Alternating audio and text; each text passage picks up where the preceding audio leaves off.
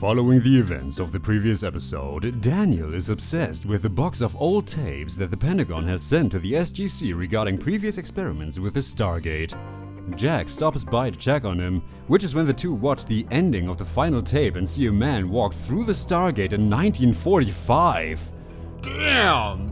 Just imagine coming out on the other side. The gate is closing behind you and you're slowly beginning to realize that, oh my god, I am so screwed.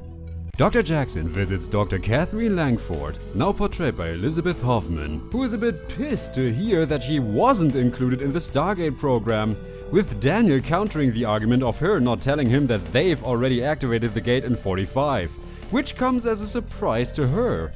As it turns out, her fiancé, Ernest Littlefield, portrayed by Paul McGillion, who will reappear as a different character in Stargate Atlantis, was the one who stepped through the gate. Her father tells a young Catherine that Dr. Littlefield died in a lab explosion, and thus the experiments with the Stargate were terminated and never spoken about again. After he hears the story, the archaeologist decides to show her the tape and to tell her that he has managed to filter the coordinates out of the tape. He wrote down the address and theoretically they could go there. Dr. Jackson returns to the SGC and brings Dr. Langford with him. General Hammond is having a rage fit over the fact that the only one civilian in his command just shared heavily classified information with another civilian.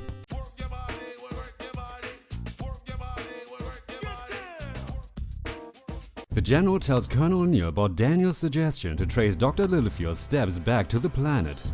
Captain Carter enters the discussion and says that they have to go to that planet, as its address was not written down in the Abydos cartouche, from which most of the known coordinates stem from, and it would serve as definitive proof that the Goa'uld didn't build the Stargates. After hearing this, General Hammond greenlights the mission and SG-1 plus elderly Kathy step through the gate together. They reappear safely on the other side and find themselves in the ruins of what was once probably a majestic temple. It doesn't take long for a naked man to appear in the room, portrayed by Keen Curtis, who carefully approaches the team. The involuntary hermit is unsure whether or not they're real, but after realizing it, immediately breaks down into tears and hugs the men of the team. Then he notices that his fiancée from 52 years ago is also there and he bails the hell out. Okay, first off, 52 years in a huge temple on a different planet in a different galaxy is not good for your mental health. I just love that this episode actually approaches that topic with a good enough amount of care. Jackson talks to him, which comes at the old man's surprise as he believed he had yet another hallucination. Dr. Littlefield wonders why nobody has ever come to save him or even to try again, which is when he shows Daniel that he's been feeding off what looks like rocks the entire time. Dr. Langford, meanwhile, has a bit of a girl talk with Samantha about her feelings towards him and how this isn't exactly the reunion she had in mind. Ernest shows the archaeologist his diary and it's revealed that not only has he been stranded here, he's been entirely alone for the entire time. No animal life, no civilizations, nothing he could have befriended or otherwise. His notes also make repeated mentions of his hallucinations and how Catherine talked to him, which was obviously impossible. The elderly woman approaches Dr. Littlefield, who is forced to be confronted with the realization that his lover life was nothing but a fake. Over 50 years of delusions coming down at once.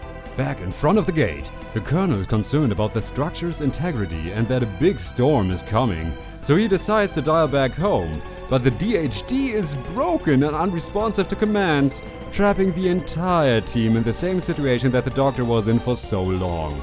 Ernest decides, since repairs are going to take a while, to show Colonel O'Neill, Dr. Langford and Dr. Jackson the most treasured and secure room in the temple. He activates a machine in the center of the room and 4 different languages appear on different sides of the walls. Reading out of Littlefield's diary, Daniel tells that this room seemed to be a meeting place for an alliance of 4 alien races. Jack pushes a button and the room is filled with a 3D representation of 146 elements, many of which are recognized as basic elements of our Earth's periodic table. Daniel deduces that to ensure interspecies communication, The Alliance broke down said communication into its base elements that persist throughout the entire universe. Littlefield shows them that this device is like a book, and each time you touch it, you turn a page.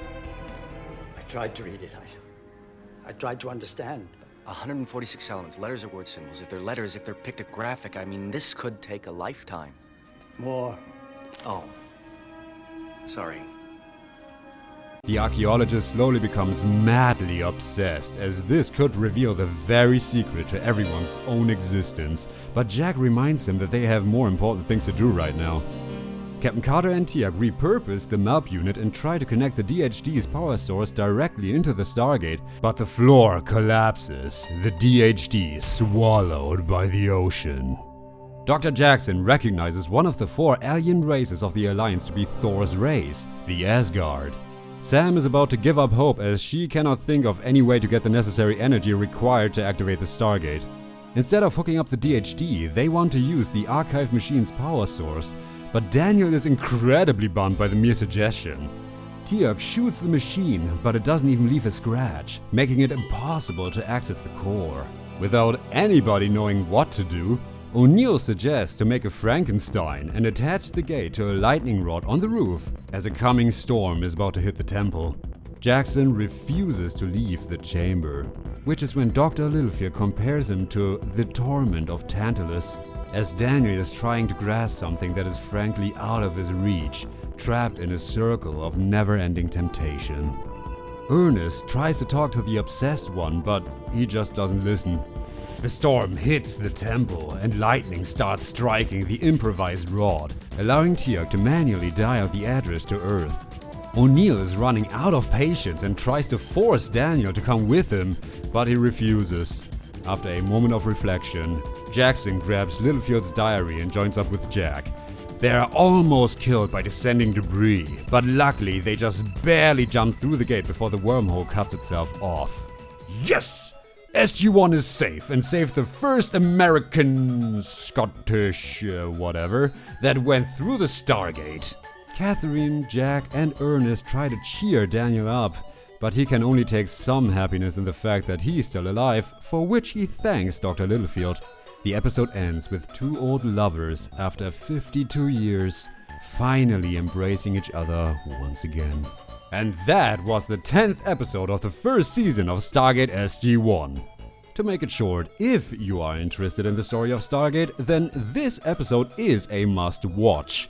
It also helps that this is a great episode and generally enjoyable to watch. With that in mind, I hope you had an enjoyable time watching. Have a good one.